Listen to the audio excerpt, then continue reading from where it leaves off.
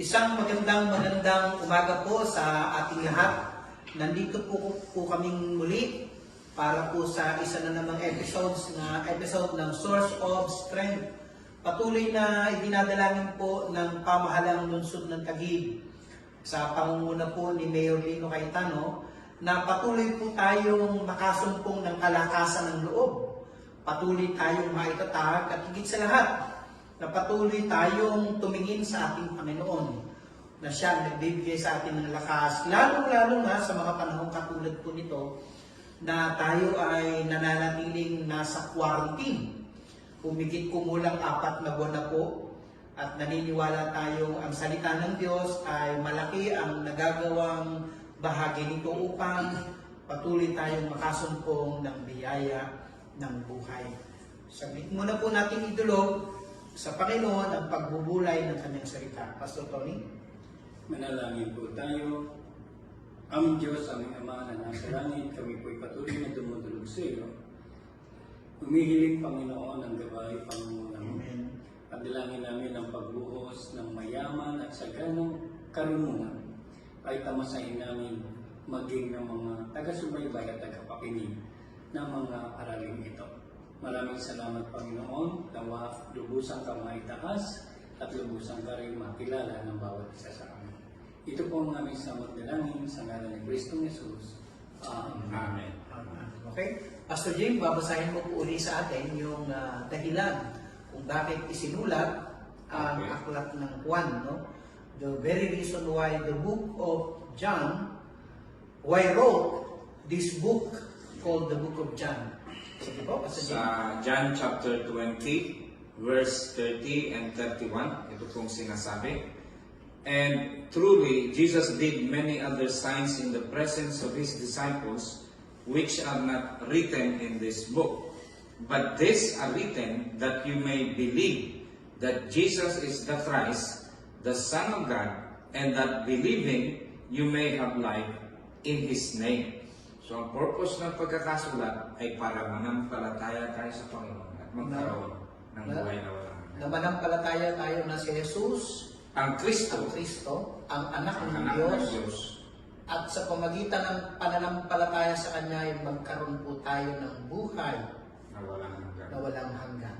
Babasahin ko po, ang aming pong bibigyan ng diin ngayon ay mula dun sa verse 15 hanggang verse 18. Pero nais ko lamang pong balikan yung verse 6 hanggang 14, tapos itutuloy na natin dun sa 15 to 18. Ito po ay upang patuloy na maggabayan po tayo dun sa gustong sabihin ng sumulat na ngayon ay binabasa natin. Magsisimula po ako, John chapter 1, starting from verse 6, and I'll be reading it up to verse 15. Sinugo ng Diyos ang isang tao na nagngangalang Juan. Ito po si John the Baptist, hindi po ito yung John na sumulat, no? Or John the Beloved. Naparito siya upang magpatotoo tungkol sa ilaw at upang ang lahat ay sumampalataya sa pamamagitan niya.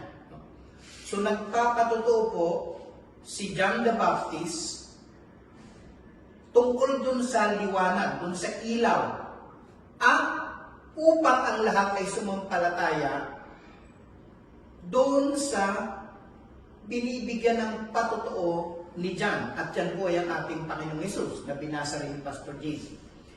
Verse 8, hindi siya ang ilaw, ang tinutukoy ni John dito ay hindi siya si John the Baptist, hindi siya ang ilaw, subalit naparito siya upang magpatotoo tungkol sa ilaw. So si John the Baptist, hindi siya yung ilaw. Pinatututuo niya yung ilaw. Ito ang tunay na ilaw, dumarating ito sa sanlibutan upang magbigay ng liwanag sa lahat ng tao. Verse 10, dumating ang salita sa sanlibutan, ngunit hindi siya kinilala ng sanlibutan ito na nilikha sa pamamagitan niya. Verse 11, pumunta siya sa kanyang bayan, ngunit hindi siya tinanggap ng sarili niyang kababayan. Mapapansin niyo po yung patuloy na paggamit ng siya.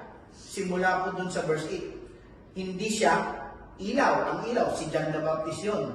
Subalit na parito siya, si John the Baptist, na magpatutungkol sa ilaw. Verse 10, dumating ang salita sa sanlibutan. Ngunit hindi siya. Yung siya na binabanggit naman po dito, ayun yung salita na dumating sa sanlibutan. At wala pong iba, kundi ang Panginoong Hesus. Pero hindi siya kinilala.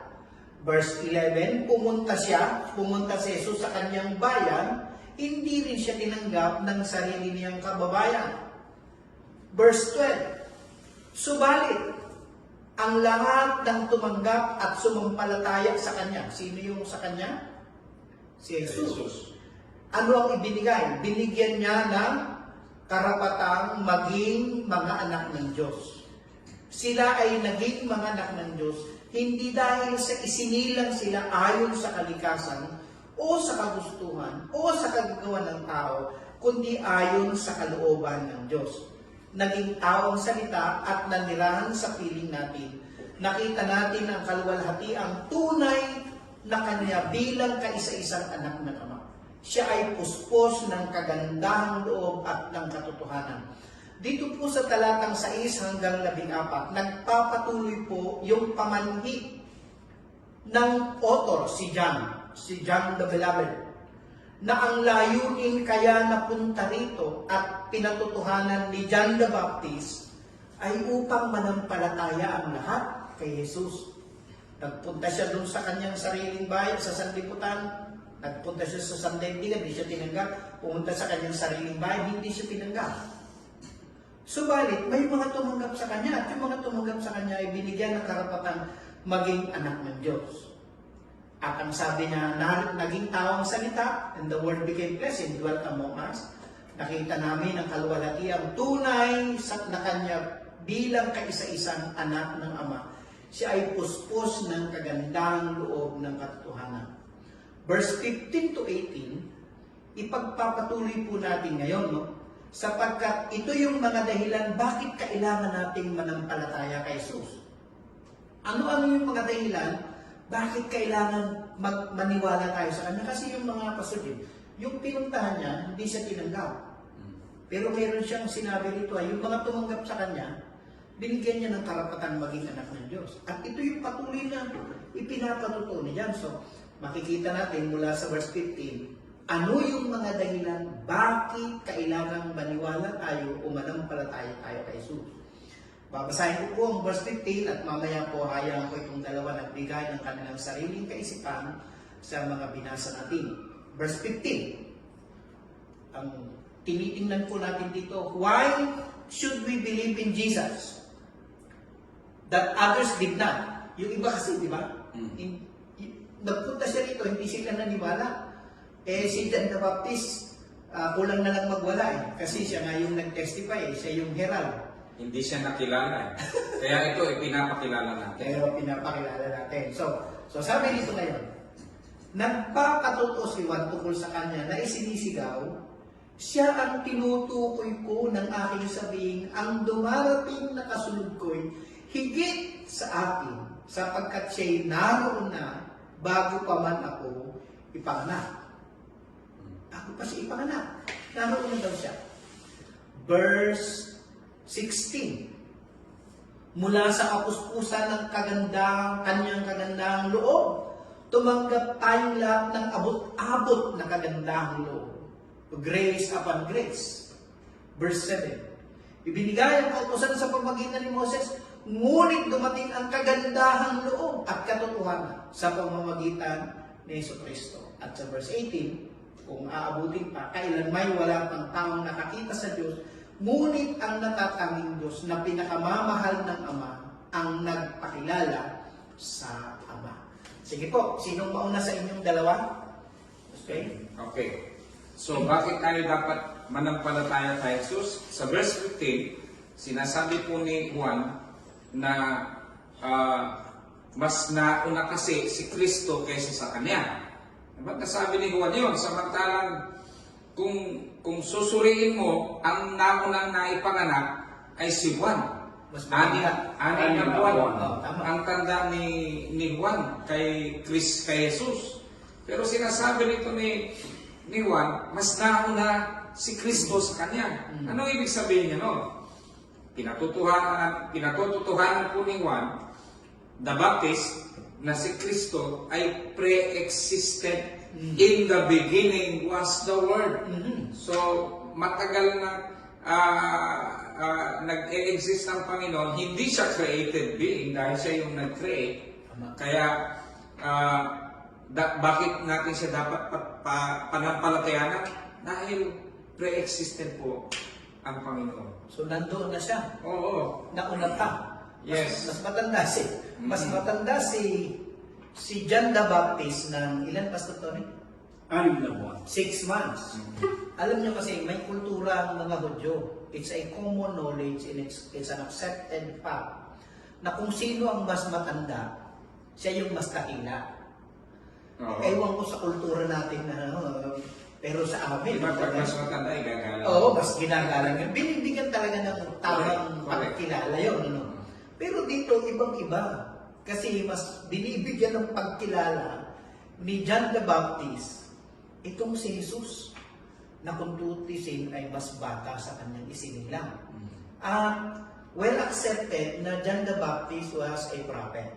No? Accepted na yan, John the Baptist was a The prophet. last Old Testament prophet. Oh, so Jesus was even greater than all the other prophets. Yes, yes. So we should believe, ulitin mo nga yung sabi mo, we should believe in Jesus Dahil mas nauna, higit na nauna si Jesus kaysa kay Juan Bautista at higit na nauna kaysa sa atin. oh, sa lahat pati ng mga nauna pang mga nangaral ng mga propeta sapagkat nandoon na siya nung likha yung pangako niya. Meaning, He is an eternal God. Okay? Next tayo. Verse 16 naman tayo. Pastor Tony, ikaw naman. Verse 16. Anong masasabi mo dyan? Mula sa... Sige, basahin mo muna. Sapagkat sa kanyang kapuspusan ay nagsitanggap tayong lahat at biyaya sa biyaya. Biyaya sa biyaya. Okay? Dudugtungan ko lang din po yung ating tinatalakay. Alam niyo po bakit? Kasi napaka-importante nung nagpapatotoo. Sino ba ito nagpapatotoo patungkol sa ating Panginoong Jesucristo? Ito ay si Juan, no? Si John the Baptist. Sino ba si John the Baptist yung mga panahon na yun? Alam niyo po, sinusundan din siya ng mga tao. Sinusubaybayan ng mga tao yung mga aral na tinuturo ni Juan. Meron na rin mga disipulo si Juan ng mga panahon na yun. At kaya nga sinasabi niya, pinapatotoo niya na higit sa kanya na po, ang Panginoong Jesucristo. At ito ay dapat maintindihan at malaman o tanggapin ng mga tao. At importante na maintindihan natin kung sino yung nagpapatotoo patungkol sa ating Panginoong Jesucristo. Banggitin ko rin yung fullness, and of His fullness we have all received. Ano yung fullness na tinanggap natin? Sa Colossians chapter 1 verse 19, ito po sinasabi, for it pleased the Father that in Him, in Christ, all the fullness of the Godhead should dwell. So, yung fullness pala rito na taglay ng Panginoon ay yung fullness ng Diyos. Kung ano at yung talagang kabuuan ng Diyos. Si Jesus ang perfect representation ng Diyos para sa tao. At yun po yung fullness na binabanggit po dito. Na tinanggap natin. Doon sa verse 16 yun, ano? 16. Sabi, mula sa Tagalog kasi, nakalagay dito sa inyo, mula sa kapuspusan, o nandun yung kanyang kapuspusan, ng kanyang kagandahang loob. Sa English, paano ba nakasulat dyan sa English? For and of His fullness we have all received, tayong lahat tinanggap, and grace upon grace. Grace upon grace. Babasahin ko po sa inyo ang salin sa Amplified Bible. Okay. Doon sa verse 16 na yun. Verse 16 sa Amplified. Nakalagay lang. For out of His fullness, open and close parenthesis, the superabundance of His grace and truth. We have received grace upon grace, or the spiritual blessing upon spiritual blessing, favor upon favor, and give Him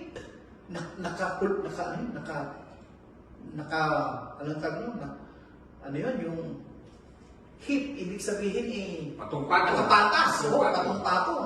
Hip upon hip. Hip upon gift. Aba, ay grabe yung gift. Ay, ang sino ang hip? Mauubusan ka lang kung hindi ka talaga Diyos. No? Kapuspusan ng kagandahang loob. Ang ibig sabihin niya, why should we believe in Jesus? It's because of the provision of abundant grace for all who believe in. Alam niyo po, di ba Pastor Tony, sa biyaya lamang tayo mga takay, nauubos nga yung grace ng puso natin at kaisipan natin O ikaw, teacher ka, di ba? Talaga bang hindi ba nauubos yung grace mo? No, nauubos yung grace di ba? Napupunti rin tayo Pero ang Diyos, grabe, mula doon sa kanyang kapuspusan ng kanyang pagka-Diyos, naipagkakaloob niya yung hindi nauubos na biyaya. Grabe. Sobrang mabiyaya. Yung concept ng grace, merong nagtanong isang Christian philosopher ang tinanong ano ba ang kaibahan ng Christianity sa ibang relihiyon? At napakasimple ng sagot niya. Grace. Tama. Walang ibang relihiyon na nagtuturo ng grace maliban sa Christianity. Okay. No? Kaya ito po ang tinatanggap natin. Unique ang Kristyanismo sa lahat. Dahil yung grace, dahil sa grace. Tama. Bago lang tayo lumipat doon sa ikatlo, doon sa verse 17, ang kahulugan po ng grace. Anong meaning ng grace? Unmerited favor. Unmerited favor. Yung hindi mo dapat tanggapin, tinanggap mo. Binigay sa'yo. Oo. Hindi Hindi ka ka dapat dapat. Yes. Yun ang ibig sabihin ng biyaya. Parang ganito yan Alam niyo po yung atin. Yung sariling atin. Kay Lord hindi ganun. Yung sa'yo. At yung kanya, sa'yo pa din. Hindi pa yan. Ganun talaga Minsan nagagawa Parang natin. misis ko yan Okay, punta tayo sa verse 17. Verse 17. Binigay ang kautusan sa pamamagitan ni Moises. Ngunit dumating ang kagandahang loob at katotohanan sa pamamagitan ni Jesucristo. Sige nga, talakayan ba natin, ano ba ang weakness ng kautusan? Ano sa tingin mo yung weakness ng kautusan? Ang kautusan, katotohanan yan Okay. Salita ng Diyos yan At ang Okay. salita ng Diyos ay katotohanan. Okay. Pero ang weakness kasi ng law, ganito. Ang sa lumang tipan, nagbigay ng kautusan ang Diyos. Ito ang kautusan. 10 Commandments. Ngayon, gawin nyo. Bahala kayo sa sarili nyo. Okay. Samantalang, nung dumating si Jesus, mas mataas nga ang standard ni Jesus Sabi ni Jesus, sinasabi nyo, huwag mangangalo niya. Pero sinasabi ko sa inyo, pagka tumingin ka sa babae na may pagnanasa sa puso mo, nahalo niya ka na. Hindi mo pa ginagawa na mas mataas yung standard ni Jesus. Pero, ang kaibahan, dahil sa biyaya. Ito ngayon ang bagong tipan. Ito ang kautusan ko, sabi ni Jesus, mas mataas ang standard, pero tutulungan kita para magawa mo yan. Yun po ang biyaya. Tama po. Alam niyo po sa lumang tipan, kapag ang issue ay patungkol sa kaligtasan, sa lumang tipan, para makamit mo yung kaligtasan, ikaw ang gagawa. Oo, parang do. Ganun po yun Pero pagdating sa bagong tipan, sa panahon ng ating Panginoong Jesucristo, yung do, naging done. Ibig sabihin, Tapos na. oo. Sa pamagitan ng biyaya niya, talagang tinapos na. Alam kasi ng Panginoon, wala talagang makakasunod doon sa kautusan Yung 10 pong binabanggit na 10 kautusan. isa lang po, labagin natin doon. Wala na pong mangyayari siya. Tuloy na tayo, tuloy-tuloy na yan. Ano? Oh. Isa lang. Pastor Jay, baka may Kaya ka pa. tatanggapin na lang natin. Imagine mo yun. Wala ka nang gagawin eh. Tanggapin mo na lang. Di ba? Yun. Walang kahirap-hirap. So talagang matindi, hindi tayo maliligtas talaga doon sa pagsunod sa kautosan eh. Dahil, Hindi naman natin kaya eh. Oo. Hindi natin kaya sundin. Tama. Sasablay at sasablay ka rin. Talagang kasi hindi natin no? Tingnan nyo. Basahin ko lang sandali yung sinabi ni Pablo dun sa Roma. May lang to. Sabi niya, alam natin ang kautosan na espiritual. So walang problema sa kautosan. Ngunit ako'y makalaman at alipin ng kasalanan. Hindi ko maunawa na aking sarili sapagkat hindi ko ginagawa yung gusto ko. Sa halip, ang kinasusuklaman kung siya kong ginagawa. Ngayon kung ginagawa ko, hindi ko gusto. Nangangulugan sumasang-ayon ako na mabuti nga ang kautosan. Kung gayon, hindi na ako may kagagawa noon, kundi ang kasalanan na ninirahan sa akin. Alam kong walang mabuting bagay na ninirahan sa aking katawang makalaman. May kakayahan akong naisin ng mabuti, ngunit hindi ko nga lamang ito magawa. Sapagkat hindi ko ginagawa ang mabuting gusto ko, ang masamang hindi ko gusto, siya kong nagagawa. Kung ginagawa ko ay yung hindi ko nais, hindi na ako gumagawa nito, kundi ang kasalanan na nanahan sa akin. Bakit ko lang po inilabas yun? Kasi ang weakness ng law o ng kautosan, hindi ka kayang baguhin. Nobody was changed because of obedience to the law. That's part of the weakness of the law. Kaya dito ang ganda. Dumating ang kagandahang loob at katotohanan sa pamagitan ni Jesucristo. Panghuli tayo, verse 18. Dagdag na natin to. Verse 18, no? Kailanman wala pang taong nakakita sa Diyos. Ngunit ang natatanging Diyos na pinakamamahal ng Ama ang nagpakilala sa Ama. Why should we believe in Jesus? Bakit sabi nito, wala pang nakakita sa Diyos? Ngunit ang natatanging Diyos na pinakamamahal ng Ama ang nagpapakilala sa Ama. So sino nagpakilala sa Ama? Eh di yung anak. Tama? Kaya nga, why should we believe in Jesus? Kasi hindi siya ultimate revelation. Siya yung ultimate na kapangayagan ng Panginoon sa atin. Madalas po niyang sabihin, wala akong ginagawa maliban sa nakikita kong ginagawa ng aking Ama. No? So, 4 na bagay yung nakita natin dito. Why should we believe? Bakit kailangan nating manampalataya? Sabi ni Pastor Jim kanina, sapagkat si Jesus ay nandoon na. Simula pat simula.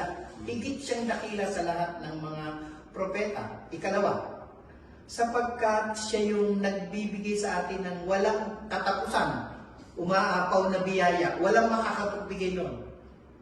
Out of His fullness, God lang po ang pwede mag-provide ng grace. No, tayo, pwede natin i-provide judgment. Sabi nga, huwag kang judgmental. Who can provide grace? Di God. Ikatlo, because He is greater than Moses and even the law. And lastly, because He is God's ultimate revelation to us. Yan po ang dahilan kung bakit kailangan manampalataya tayo sa Panginoong Jesus. Pastor Tony? Nangalain na tayo. Sige po, tayo. So, pag-pray ko po kayo, anuman po ang inyong sitwasyon sa oras na ito, ay ang biyaya ng Diyos ay higit pa sa sapat. Amen. Kaya hingin po natin ang kanyang biyaya. Salamat, Ama, dahil ang Panginoong Jesucristo ay ibinigay mo sa amin. Tinanggap namin ang kapuspusan ng iyong pagka-Diyos sa pamamagitan niya at ang biyaya mo na napakasagana. Dalangin ko, Panginoon, sa aming lahat, sa mga nanonood, nakikinig, ang biyaya mo ay patuloy na sumagana sa araw-araw. At anuman ang pinagdaraanan ng bawat isa, maranasan nila ang kapangyarihan ng biyaya yan upang mapagtagumpayan nila ang krisis o sitwasyon na kanilang pinagdadaanan. Amen. At pagkatapos nito, sa iyo lang ang kalwalhatian, Ama, sa pangalan ni Jesus. Amen. Patuloy po namin itinadalangin ang aming mga lingkod bayan, ang aming pong Speaker Alan, ang aming pong Congresswoman Lani, ang aming pong Mayor Lino, ang aming pong Vice Ading Cruz, ang aming pong mga konsihal, ang aming mga kapitan, ang lahat po ng may ginagampanan ng papel para po sa kaayusan at pagpapadaloy ng mga pagpapalang kailangan, at yung pong mga patuloy na frontliners na gumagawa, mga frontliners namin na patuloy na gumagawa. Lord, ingatan mo ang kanilang mga buhay at pagkalooban mo sila ng kapayapaan sa bawat sandali. I-restore mo ang kanilang mga strength kapag sila'y umuwi at natutulog, upang kinabukasan ay gampanan nilang muli ang mga nakaatang na responsibilidad sa kanila. Amin pong ipinapahayag ang kapayapaan, ang kagalingan, ang pangunguna, ang paggabay at proteksyon sa buhay ng bawat isa. In Jesus' name, Amen. Amen. Amen.